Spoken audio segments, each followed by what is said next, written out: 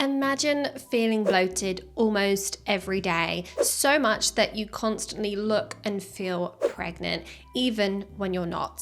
You're told that food intolerances are the culprit, and soon it seems like you're reacting to nearly everything that you eat. Even the basics that you once loved are causing pain, discomfort, and frustration. It doesn't make sense. How could you suddenly be intolerant to everything? Well, this was the reality for one of our clients who, after undergoing a major operation and 6 rounds of antibiotics, found her health at an all-time low. She was exhausted, out of options, and tired of the vicious cycle of reaction and restriction. Nothing seemed to make a difference. But this wasn't the end of her story. It was a turning point, and she was determined to find relief. She began exploring a different path, one that led her to a deeper understanding of her body and true healing. Through a personalized approach, she learned how to nourish her body in a way that eased the painful bloating and food sensitivities. And today, she's found freedom from the daily discomfort that once controlled her life, living healthier and more comfortably than she ever thought possible. And she's here on the podcast to share her journey, a story really of resilience, healing, and hope. So tune in as she opens up about the path from struggle to empowerment, showing that no matter how challenging the journey, there's always a way to reclaim your health, even if it seems impossible. All right. Well, thank you so much for joining me today, Yiota. I'm so pleased to have you here and to be sharing your story with our listeners. Perhaps you could start off by just sharing a bit about yourself and telling us who you are and what you do. Hi, Louise. Thank you for having me. I look after a house with 5 men, 4 boys and a partner. And basically I organise their lives for them. So, basically I did have a career, gave it up to have children and then look after the house, which I believe is one of the most important jobs there is out there. So I'm always running around, always doing housework chores, but I'm also now learning to find time for me to fit me into the whole equation. Yeah, which is so important. And we'll definitely get into that because it's such a big part of the journey for a lot of women, I think. But I know that when we spoke, one of the things that you told me was that you really struggled with feeling bloated and feeling like you looked pregnant, and not really being able to get to the bottom of that or address that. So tell us a little bit about that, and what was that experience for you like, kind of physically and emotionally? So it's been for many years as I've grown up. I never thought it any different, really. I just thought that was me, that was my makeup, and that's what I just had to go through life with. So I didn't really, in the earlier years, take any notice of it. I just managed it and went day to day. And then as I got older, and I believe I went through perimenopause in my early 40s, I then it all started to change. And all the bloating became a lot more. I was looking pregnant. There was lots of wind, sleepless nights, all your main menopausal symptoms. But on top of that was the added visual look for me, if you like, where I knew I ate quite well, but the look of my stomach and the feeling was just not the same picture. So mentally and emotionally, it made me quite down, because I knew that my diet was pretty good, and I exercised. My whole career before children was in physical activity and sport. So I knew to keep myself physically active as well. And it just wasn't making sense. And I was getting more and more down about it. I was going through clothes sizes quite regularly. And obviously that had a financial implication as well. And it also going through the menopause, having young children, having to go through losing parents as well, the stress, everything together just came together and just kind of blew up really for me. And I think I hit rock bottom, and then I just refused to eat anything. And obviously that has a detrimental effect as well for not eating. So I was kind of all over the place. And the doctors were very supportive, and I was having different tests done for different things. I had a colonoscopy. I was sent to see a rheumatologist. They really were there to provide some support for me, but everything was coming back negative. And so again, that had another emotional impact, because it was like, well, how can this be? Like physically, you can see that there's something, but all the tests were coming back that they were all clear. You must have been thinking, gosh, like, is this all in my head? Like, is this something that I'm kind of imagining? Like, it must be so frustrating and in a way kind of upsetting to go through all of that, have all that testing done and kind of that support available, but not ever get to the bottom of it. Yeah, definitely. And then I think from that, after all the tests and the visits to the various clinics and GPs, I then started to think that they didn't believe me.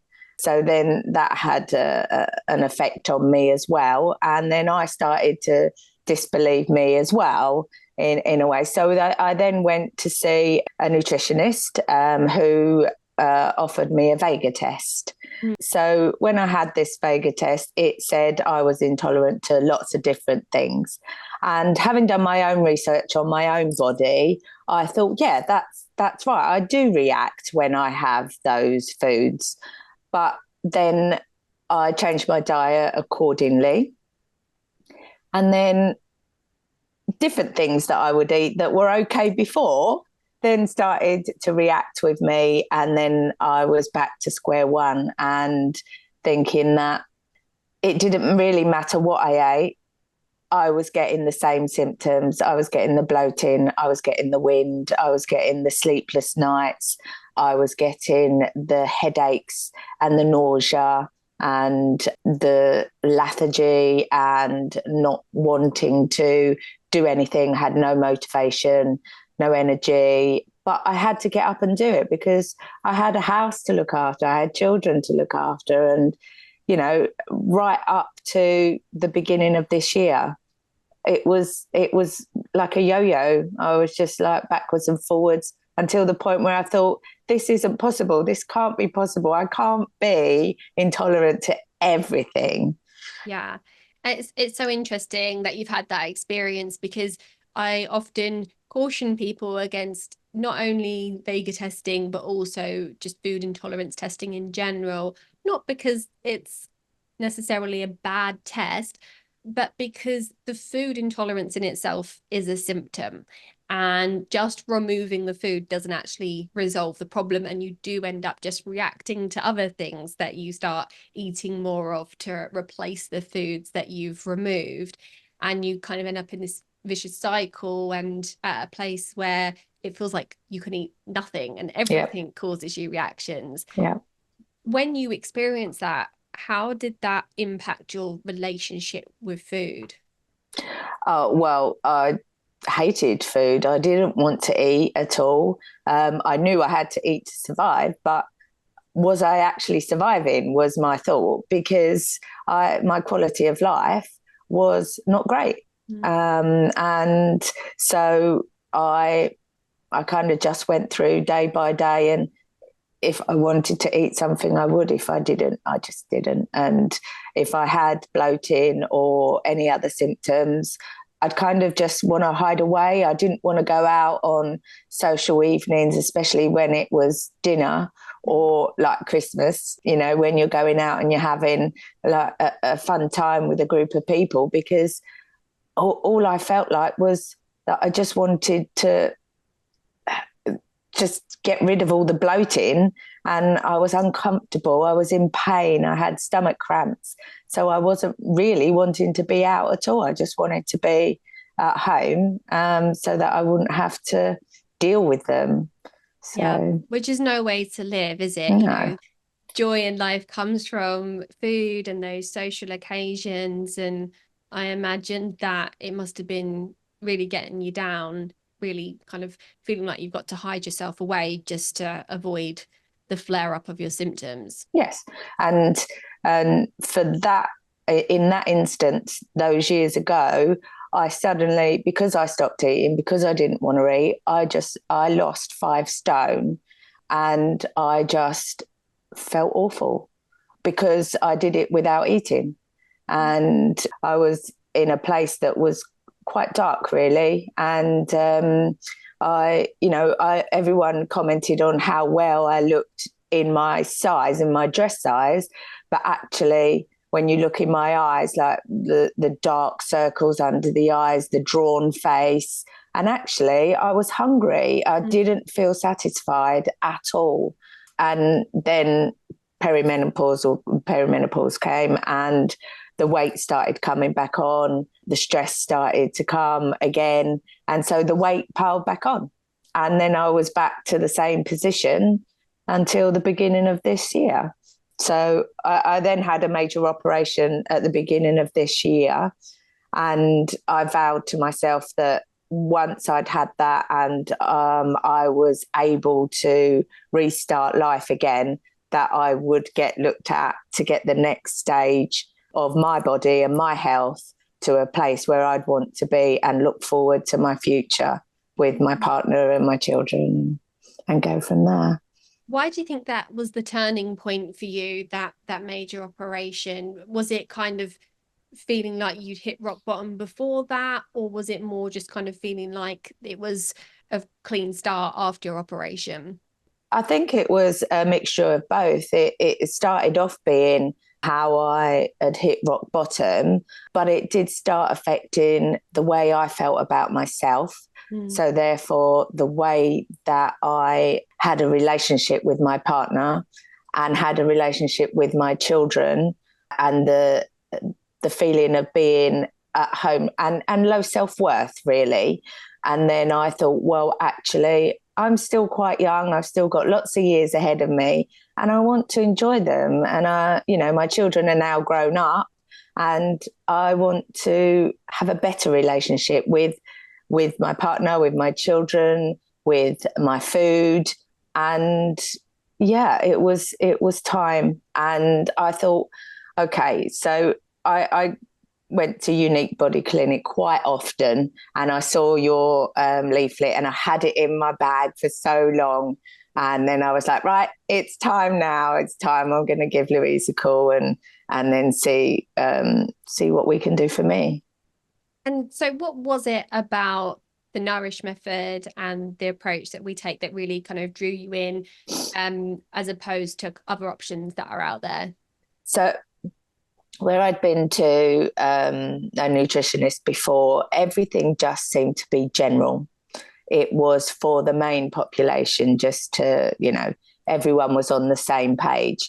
But I knew that my symptoms were individual to me, and I needed that individualism to focus on my insides, because I couldn't see what goes on in me, and it definitely wasn't working to have the same as the next person. So it was the fact that I would have the blood tests and the urine sample and see what was actually my story, and then have somebody, a mentor, to be able to look at me and see me and what I needed as an individual, not as the general population. And so what was your experience of having that testing done and getting the results?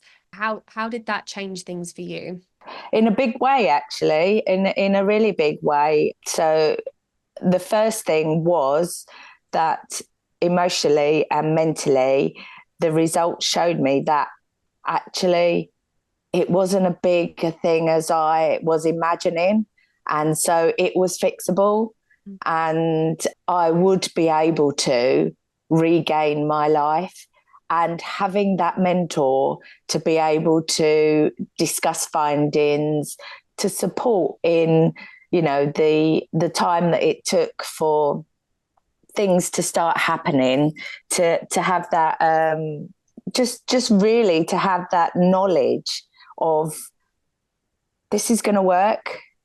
And it literally turned my emotions and my feelings and my outlook on things. It just turned them around, and it was a gift, really. So yeah, I am over the moon. Oh, that's amazing. Yeah, I know it's really powerful just having that information, you know, that the knowledge of what is going on in your body and what that means for how to eat and the habits that are gonna make sense for you. It's really empowering, and it like you say, it does kind of flip your mindset and make you have that belief in yourself that Yes. it is possible for you, and you know what to do, and you know that you will get there if you Mm-hmm. follow the steps. Yeah. So what were some of the early changes that you started seeing? So the very first was within the first week, my pregnant stomach went down by 3 inches just by going grain free. And it was just unbelievable. So I thought, well, if that can happen in the first week, what's going to happen for the rest of the time? So following on from there, obviously you have to wait a few weeks before your results come in, but having that guidance with the lists and knowing that it is we're all human, so it's the flexibility. So no one expects you to follow it 100% to the T immediately, because we're human, and we have habits, and you know there's time that we need to come through that. And there was no rush. There was lots of support, and basically day by day, week by week, you got used to what you was eating, and the change was slowly but surely. You know, the commitment does have to come from you, and depends how much you want it. And I think we wouldn't be on this plan if we didn't want to, you know, to commit to get our end goals. And I think the other thing that I found with it was that the results, when they came, showed other things that we could work on that didn't even know they were there. So for me personally, it was diabetes and being pre-diabetic and not knowing it. And so then gave me another reason to want this more, to be able to detract from that. And so by changing my lifestyle, I've now completely gone away from being pre-diabetic, and it's just smiles all round. And you know, it is something that is a daily thing. It's not, you know, it's not going to happen in a week, 2 weeks. For me, the real results started after 3 months. So I had to be patient for 3 months, but day by day I was seeing different changes. And, you know, and the sleep, just getting a constant sleep without any awakenings, not to go to the toilet, not for hot sweats, not for anything, just to have a 7 to 8 hour sleep every night was amazing. And to wake up feeling like I'd slept. And that I was awake, and that I could start the day and just do whatever I wanted, how I wanted, when I wanted, if I wanted, but I wanted to do everything. So, and then from then on, it was the weight loss that came, and finishing the program now, 1.5 stones lighter. Amazing. So that's great. But, that wasn't my ultimate goal. My ultimate goal was my health. And this was just an added bonus. But it makes such a difference to your well-being and the way you look at yourself. And I think for me and many people, I imagine, it's about loving yourself first and foremost before you can go out there and do your daily tasks and enjoy your life. And the other most important thing for me that I got from this program was the knowledge and the education that I got from it, to be able then to take me through the rest of my life, really. And if I do fall off the wagon, because we're human and we might one day, one weekend, we have the knowledge, the tools and the power to get back on it and begin again. Amazing. You said so many good things there, and it just goes to show that you've absorbed so much from the program, the things that, I'm constantly telling people and reassuring them of, you're kind of echoing back, which is great, from how change is hard and it does take time, and we're human and we need patience, and it will be slow, but slow's good, because slow means that really real change is happening. We're not just starving you to weight loss, which is gonna bounce back on in a few weeks or months' time. What you're doing has set you up for the rest of your life through making small changes that are kind of relatively easy to implement in the long term, but also building that foundational knowledge so that as things come up and things change, you understand what it means to eat well and live well to keep yourself healthy in the long term. So if there was some wisdom or like one thing that you might tell someone to do to get started on their own journey, what's kind of one easy thing that you would say would be a good thing to do? Take that leap of faith. It's you. Love you, and take that leap, and you will reap the rewards. Amazing. There's no better message than that. I love it. It has got to start with self-love. And, I think, like you say, loving yourself enough to make the change is absolutely key, because so often when we're trying to lose weight or make changes to ourselves, they can come from a place of self-loathing and wanting to kind of hopefully love ourselves as a result of the change. But actually, if we love ourselves enough to make the change, and it's a very different experience, and one that lasts as well. Oh, most definitely. Thank you so much for sharing this. It's been just so wonderful hearing about your progress, about your story. And is there anything else that you want to share at all, or do you feel like we've pretty much covered it?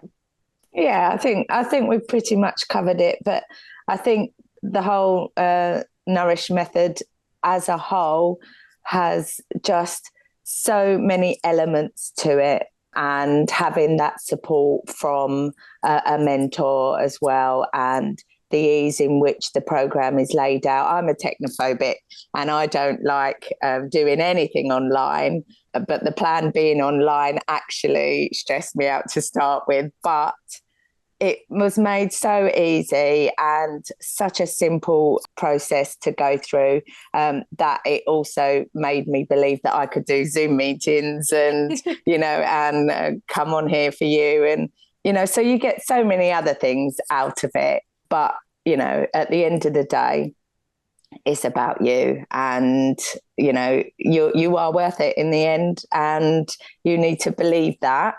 And that will get you through. But I couldn't have done it without the Nourish method and all of you. So, it's a big thank you from me and my family. Oh, that's lovely. That's really heartwarming.